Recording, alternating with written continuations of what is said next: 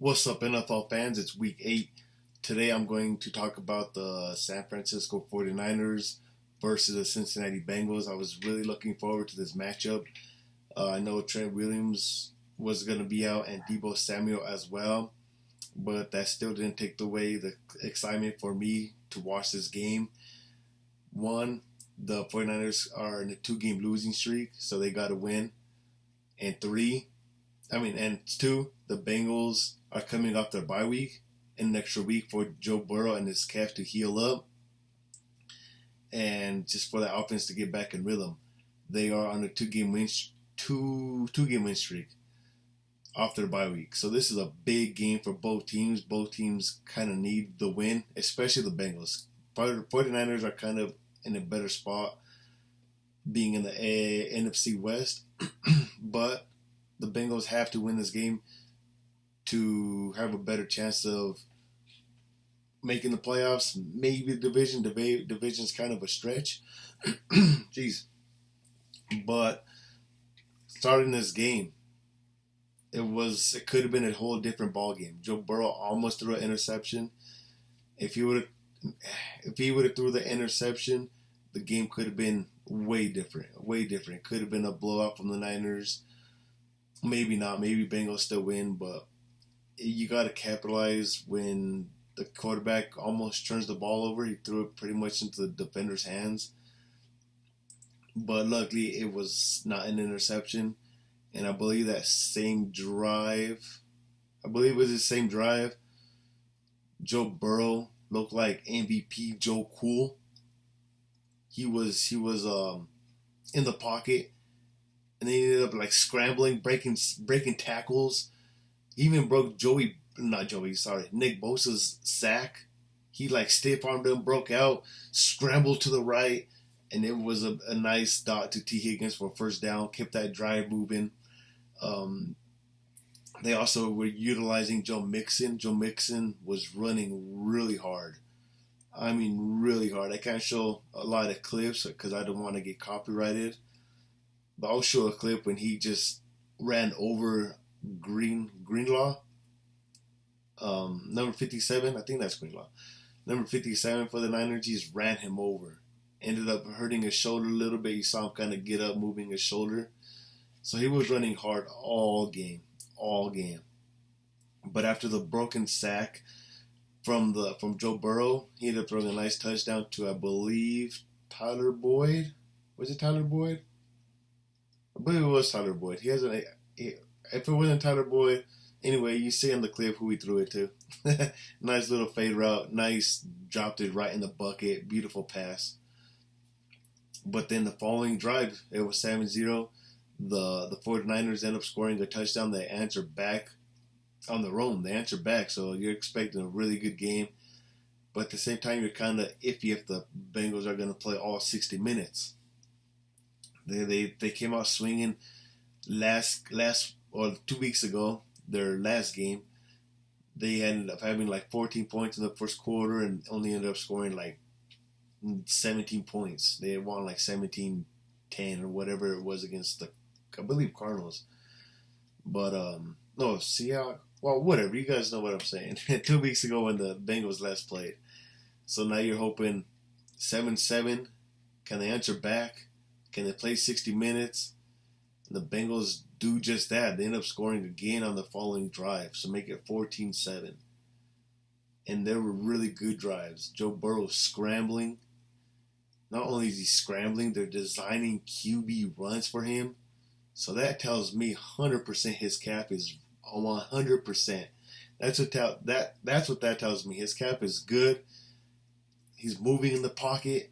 He's making plays with his legs. A couple QB sneaks in there as well.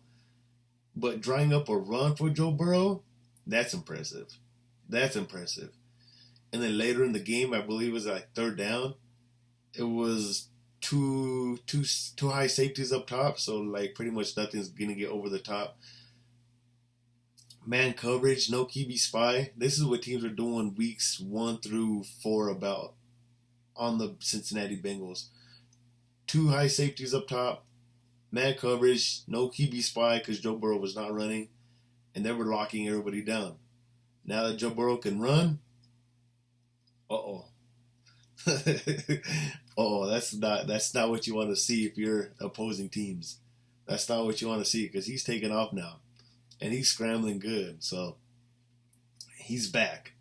He is back, baby.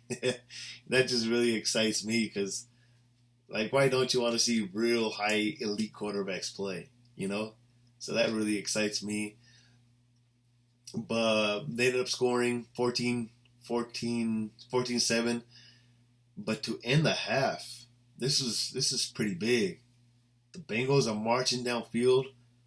The 49ers end up causing a fumble when the Bengals were at the goal line situation. So the Bengals were like, let's say, first and goal, second and goal, around there.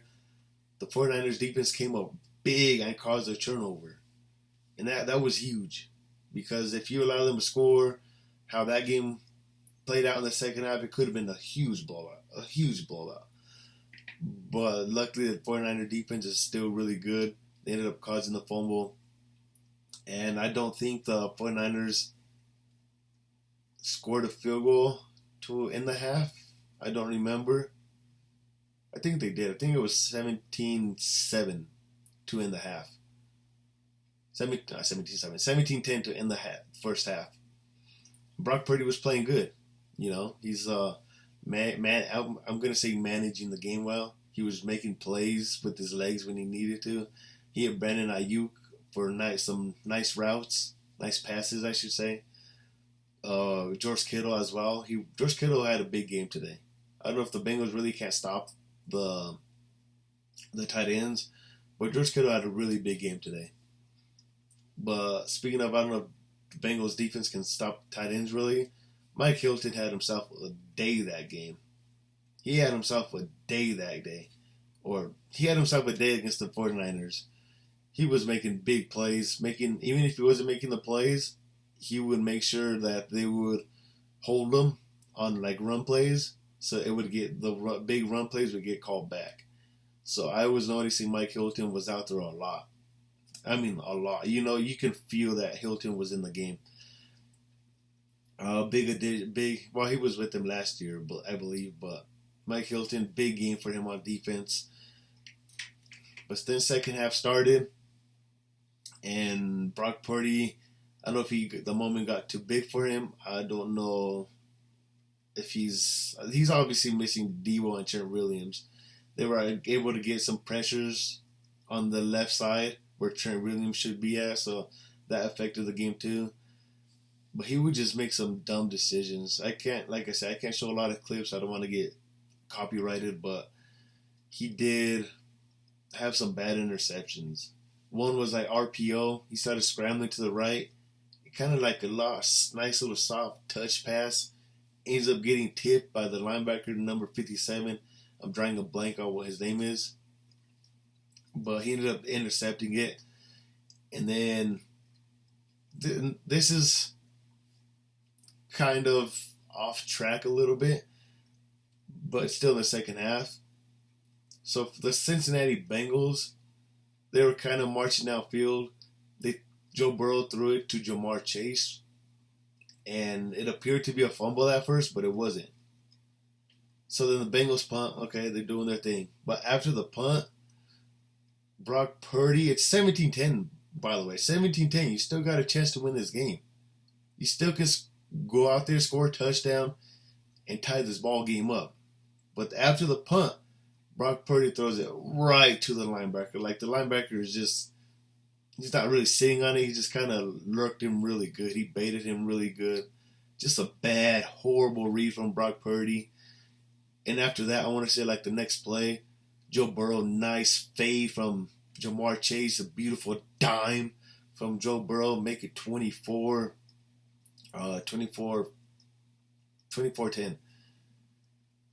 And you're just thinking, what the heck? What the heck?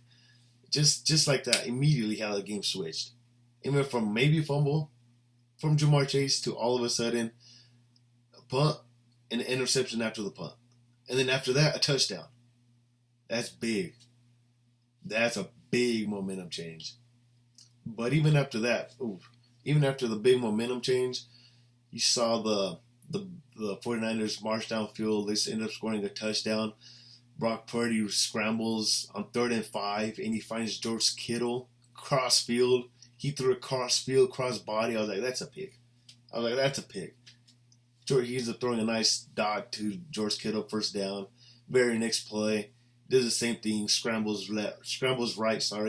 Throws cross body to the left, and I believe he hits George Kittle, again, for a touchdown.